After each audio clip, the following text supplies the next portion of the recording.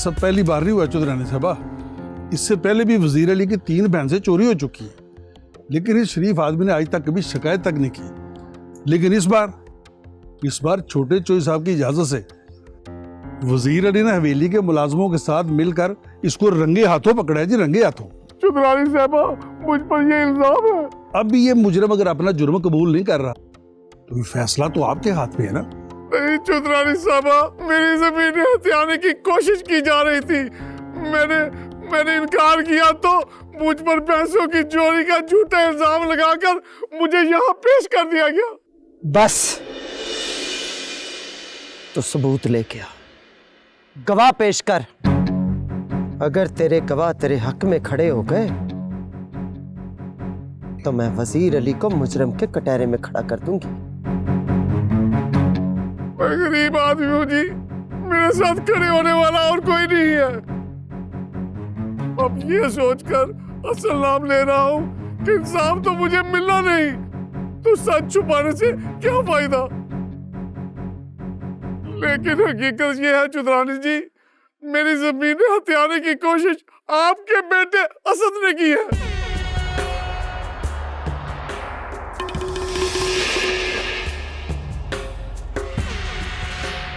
रुक जा असद।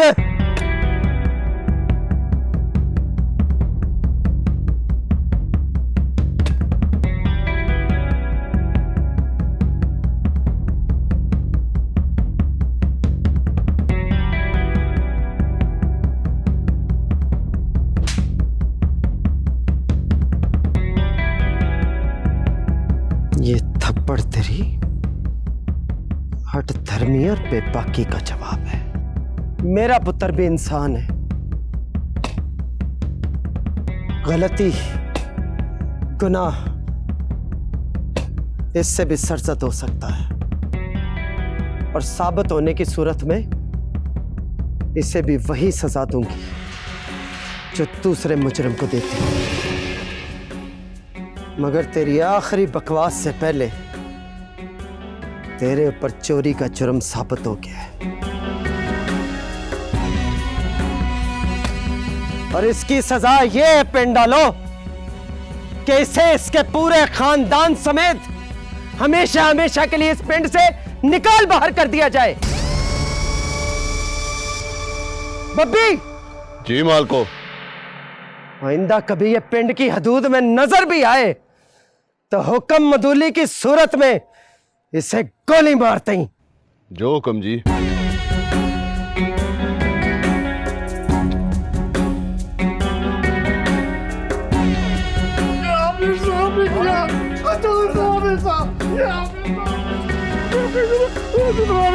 मुझे मेरे साथ इंसाफ करें।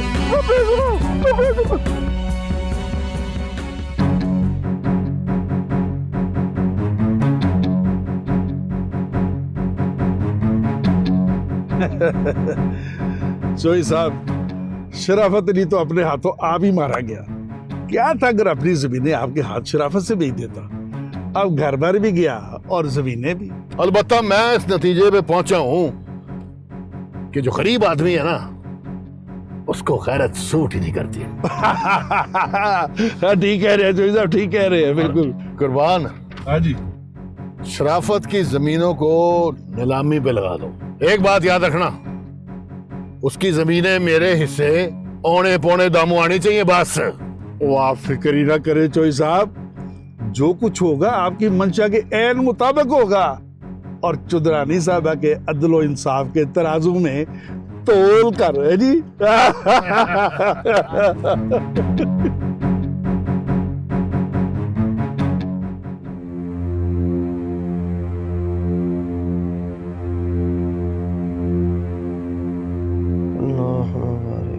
बेबे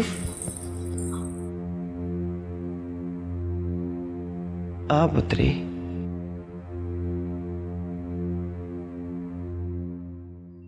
और जब से मैंने शराफत का फैसला किया है तो परेशान सी हो गई है। क्यों? बेबे, आपको नहीं लगता शराफत के आंसू बता रहे थे कि वो सच कह रहा है? तो कहना क्या चाह रही कि मैंने इंसाफ नहीं किया? नहीं नहीं बेबे, मैं आपके इंसाफ पे शक नहीं कर रही हूँ, लेकिन शराफत के आंसू देख के लग रहा था मुझे कि वो नहीं देख पुत्री, आंसुओं का इंसाफ के तराजू में कोई वजन नहीं होता। इंसाफ सिर्फ दलीलों, सबूतों और गवाहों का मुतकासी होता है।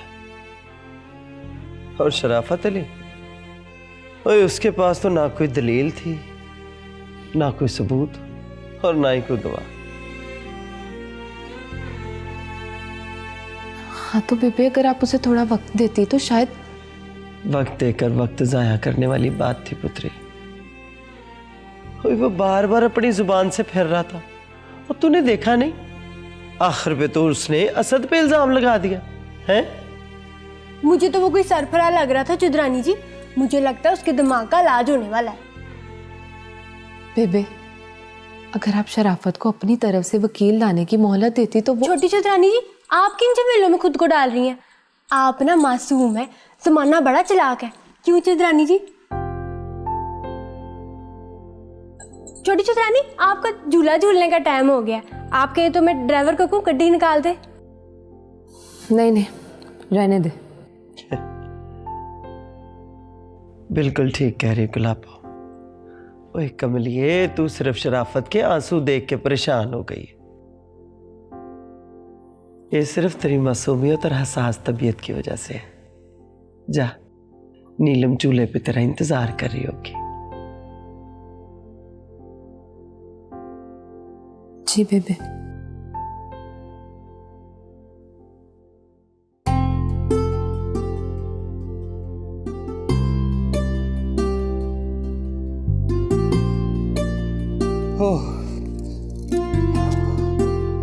अम्मा, अम्मा,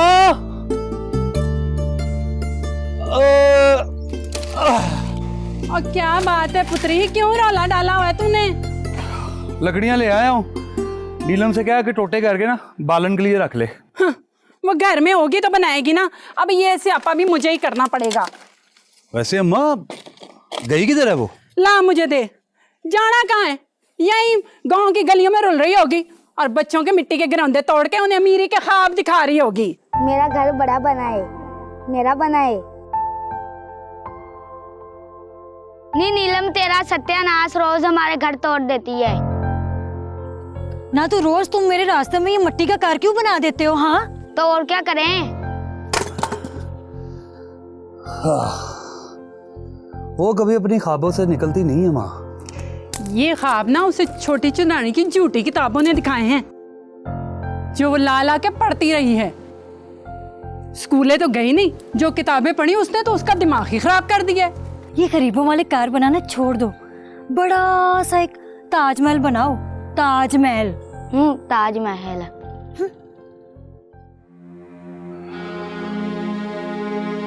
अम्मा, कभी कभी मुझे उसके ख्वाबों से और उसकी सोच से बड़ा डर लगता है।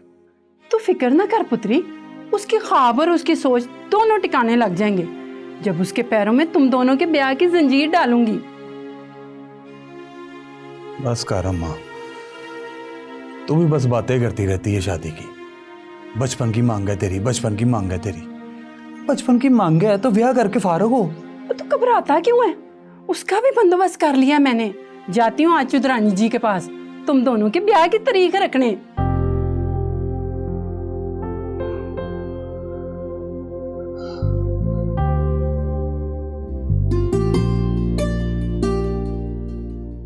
सारा दिन झूले झूलती रहोगी या मुझसे भी मिलोगी? तुम जानती हो ना नूरबानो, जब मैं झूला झूलती हूँ तो मेरे और मेरे ख्वाबों के दरमियान ना मैं खुद भी नहीं आती। आप मुझे ना तेरे ख्वाबों से हसद होने लगे। मुझसे ज्यादा तो तू उनसे प्यार करती है। हाँ, मैं प्यार करती हूँ, मेरे ख्वाबों में बसे उन महलों से भी। बेटा, ये जो तेरे ख्वाब है ना, मेरी फूफी ने किसी दिन सारे लूट लेंगे।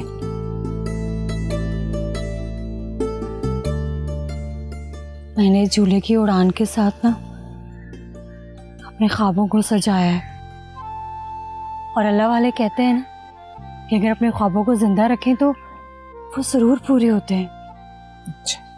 और अगर फुप्पी ने अपने बेटे रोशन से तेरा ब्याह करा दिया फिर?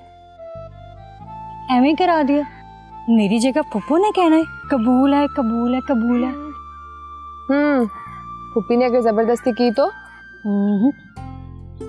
जब मौलवी मुझसे पूछेगा ना कि आपको रोशन के साथ ये निकाह कबूल है, तो मैं आगे से कह दूंगी फजूल है फजूल है फजूल है। तो झूले ही ले।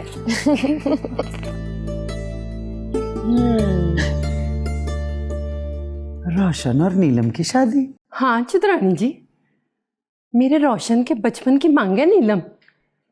नीलम को मैंने भतीजी नहीं अपनी धी समझ के पाला है, और अब उसको अपनी नूंह बना के अपने फर्ज से फारग होना चाहती हूँ। वाकई तूने नीलम के माँ-प्यो के मरने के बाद उसे कभी माँ-प्यो की कमी महसूस नहीं होने दी। अपनी सखी औलाद की तरह उसकी परवरिश की है, और फिर नीलम को इस घर से ज्यादा प्यार देने वाला ससुराल तो कहीं मिल ही नहीं सकता है। हालांकि मुझे पता है जी, मेरे पुत्र का ब्याह हो गया ना तो रन मुरीद बन जाएगा वो।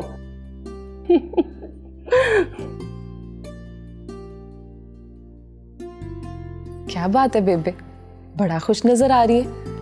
और खुश कैसे ना हो, तेरी सहेली के हाथ पीले करने की बात हो रही है। हाँ तो चित्रानी जी, लगे हाथ तारीख भी बता दो, कौन सी रखूं? तू ऐसे कर कि हफ्ते वाले दिन ना इसकी मेहंदी रख दे, और इतवार को निकाह है। और घर की डोली घर में ही आनी है, और बहुता झंझट भी नहीं होगा। की ख्याल? चंगा जी। लेकिन नीलम से तो पूछ ले। हाय, इससे क्या पूछना है? मैंने तो इससे ये भी नहीं पूछना इसने ब्याह वाले दिन जोड़ा कौन से रंग का पहनना है।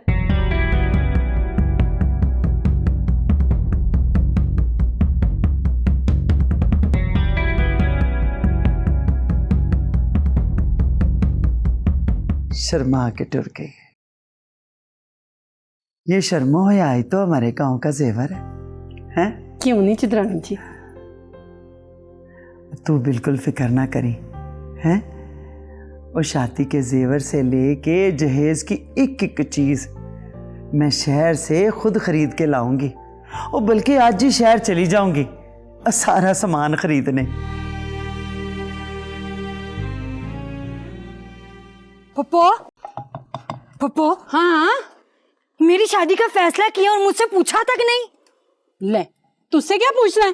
तेरी शादी रोशन से होनी थी, सो हो रही है ना। ये बता, तू मुझ पे जुल्म क्यों कर रही है? ना, मेरे पुत्र से शादी करना तेरे लिए जुल्म कैसे हो गया? मैं बता रही हूँ, मैं किसी गरीब बंदे से शादी नहीं करूंगी। आंगन पीसने ओपले थोपने के लिए नहीं बनी मैं। गांव में कितनी चंगी चंगी लड़की है, अपने रोशन की शादी किससे भी करा दे। ले, किसी और से कर दूं, खर्चा तेरा बाप देगा कब्र से निकल के। ये जो खर्चा बचपन से अब तक मैंने तेरे पे किया है, वो कौन देगा मुझे? तू फिक्र ना कर, एक एक पाई तुझे लौटा दूंगी। बल्कि रोशन की शादी पे जितना खर्चा होगा ना, वो भी तुझे दूंगी। तू कहाँ से देगी मुझे? मैं जहाँ से मर्जी लाके दूं तुझे। मगर तुझे बता रही हूँ, रोशन से शादी मैं नहीं करूंगी। ना, क्या खराबी है मेरे पुत्र में?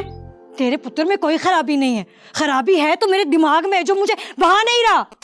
ये तो मुझे पहले ही पता था कि तेरे दिमाग में बहुत खराबी है। बचपन से लेकर अब तक जो किताबें पढ़ी है ना तूने, वो चूल्हे में छोंक देती ना तो ये दिन देखना नसीब ना होता मुझे। अब देख लिया ना, जो होना था वो तो हो गया। अब जो मैं चाहूंगी वही होगा, समझी तू? तू समझ ले पप्पो, तू जो चाहती है ना वो मैं होने नहीं दूंगी। मेरी गल कान खोल के सुन ले, ये शगन चुदरानी जी ने तय किए हैं। तुझ में इतनी हिम्मत है ना तो उनको जाके जवाब दे, वही हुक्म देंगे तेरी जुबान काटने का।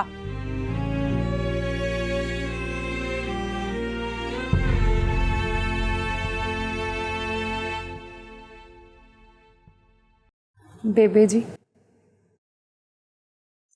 गुलाबो कहाँ मर गई? खुद क्यों नहीं आई वो पानी लेकर?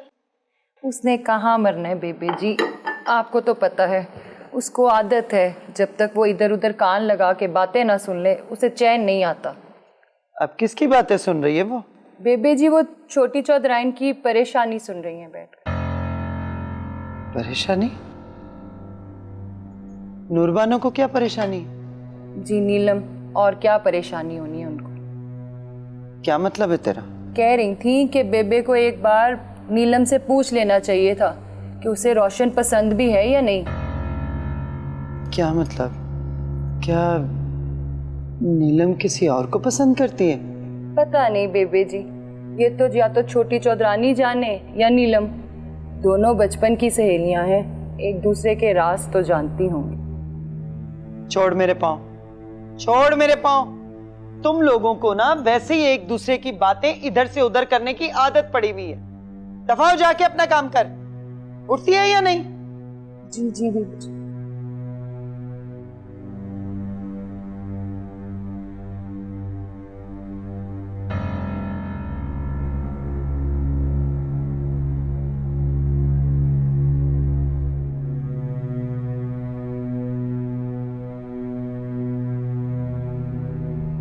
ये तो कोई बात ना हुई छोटे चौधरी, हवेली पर तो नजर भी नहीं मिलाते।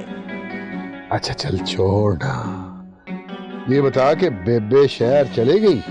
हाँ, वो तो 3 घंटे पहले ही जिद और जीनत के साथ चली गई थी। अच्छा कोई काम की बात तो बता। वो मरजानी आपके खिलाफ बड़ी बेबे से बातें कर रही थी। नूरबानो? ले, तो और कौन कर सकता है इस तरह की जुर्रत मेरे सामने? शराफत अली के केस में आपके खिलाफ मुकदमा चलाने की बात कर रही थी। कसम से अगर मैं बीच में टोक ना देती तो बेबे ने शराफत अली का केस खुलवाकर आपके खिलाफ तफ्तीश शुरू करवा देनी थी।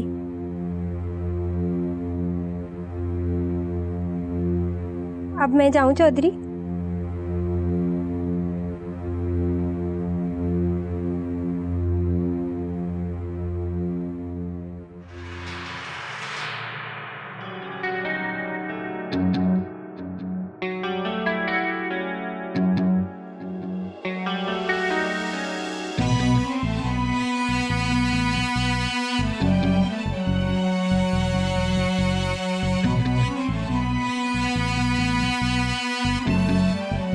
बहुत जबान चलने लगी है तेरी, बहुत बोलने लगी है तू।